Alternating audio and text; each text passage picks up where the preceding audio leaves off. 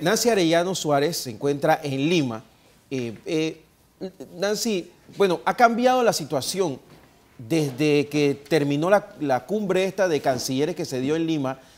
De hecho, yo he estado viendo, y vamos a pasar antes de que termine el noticiero aquí en Panamá, un video que ha estado circulando desde hace unos 23 minutos, donde un grupo de policías y militares dicen estar armados, entrenados y organizados, y llaman a la lucha armada en Venezuela porque el momento de dialogar terminó. ¿Tiene algún tipo de futuro lo que sucedió en Lima esta semana? Primero. Segundo, ¿cómo logra el presidente Pedro Pablo Kuczynski sentar a todos estos cancilleres? Y tercero, por favor, me gustaría dar tu diagnóstico como analista y consultora política de la situación y cuál es la repercusión que va a tener en América Latina una Venezuela que entre en un conflicto armado. Bueno, antes que nada, un saludo.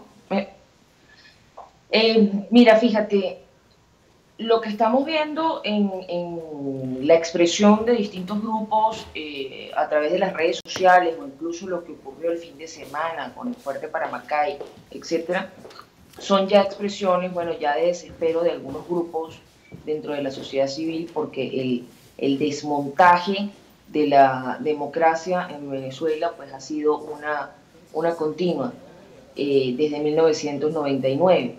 De forma funcional, estructural, a través de lo que fue en ese momento una Asamblea Nacional Constituyente y la instauración de una Constitución, que más allá de la Constitución, borró de plumazo todos los cargos políticos y los sometió fuera de los tiempos constitucionales a elección.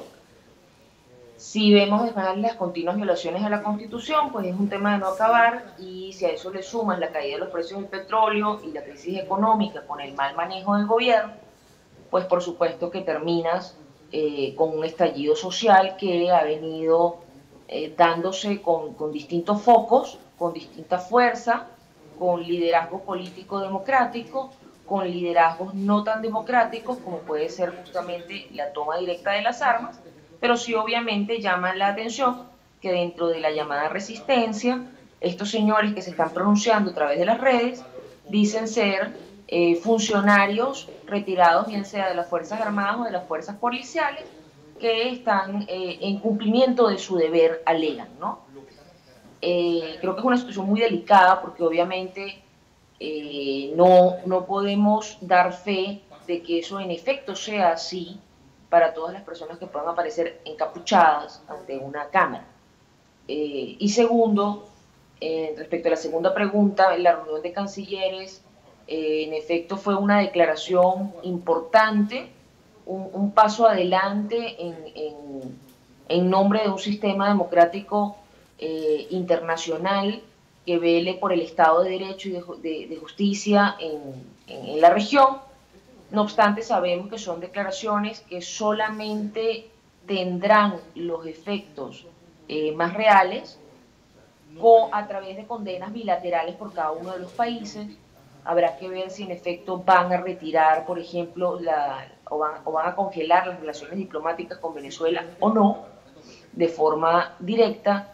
Y por otro lado, por supuesto, viene el comprender, digamos, que todas las redes que operan entre estados a través de los sistemas financieros, etcétera, etcétera, etcétera. Estados Unidos ha dado unas muestras directas digamos que con las sanciones a personajes del gobierno que han incumplido con su función pública. Kuczynski está tomando un papel de liderazgo en la región respecto a este tema. Creo que, bueno, en un principio, recuérdese que la Carta Democrática fue justamente un acuerdo producto de que el Perú estaba saliendo de Fujimori, de Fujimorismo. Entonces, en el año 2001, cuando se adopta justamente para intentar contener nuevas formas de autoritarismo o las llamadas dictablandas. El tema es qué tan rápido reacciona la diplomacia internacional ante estos eventos cuando tenemos principios muchas veces difusos en torno a la democracia y tenemos incluso principios que pueden confrontarse y que depende mucho de la voluntad política que se echen adelante, como es el principio de autodeterminación de los pueblos y de no intervención, frente al principio, por ejemplo, democrático, separación de poderes, de defensa del Estado de Derecho, elecciones libres, directas y secretas, etc. Y respecto a la tercera pregunta. Sí, no, es que quería complementarte ya por último, porque la verdad es que el tema es complejo y vamos a tener que conversarlo bastante seguido, Nancy. Ahora me quedo pensando en tus palabras, si tenemos en ciernes una crisis humanitaria y una crisis de refugiados como la que se está dando en Europa, donde venezolanos de diferentes estratos van a salir huyendo para cualquier país. No sé si en Perú se está dando, pero aquí en Panamá, pues ya incluso hay algún tipo de inconformidad por parte de la población por el enorme grupo de venezolanos que de golpe ha llegado a nuestras fronteras, y lo mismo está pasando con países como Costa Rica, Ecuador. ¿Vamos a ver eso? Bueno, yo creo que producto de las crisis económicas, la mayoría de los países han estado en esa situación, y las migraciones han sido una constante en América Latina. Recordemos que Venezuela en su momento se dice que llegó a acoger a casi 2 millones de colombianos a lo largo de los recientes 30 años.